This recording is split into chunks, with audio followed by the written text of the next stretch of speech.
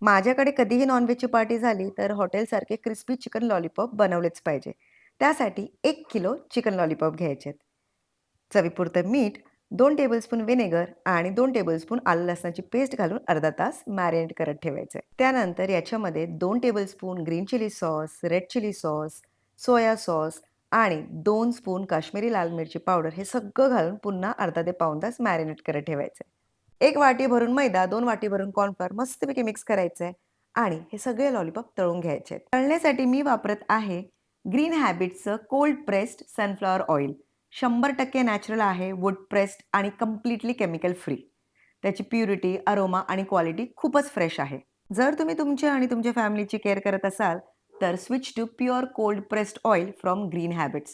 Order place करण्यासाठी वेबसाईटचा address सुद्धा दिलेला आहे किंवा तुम्ही WhatsApp नंबरवर सुद्धा ऑर्डर प्लेस करू शकता. तर मंडळी मस्त क्रिस्पी चिकन लॉलीपॉप तयार आहेत. कुठल्याही सॉससोबत तुम्ही सर्व्ह करा आणि हॉटेलसारखे क्रिस्पी चिकन लॉलीपॉप एन्जॉय करा.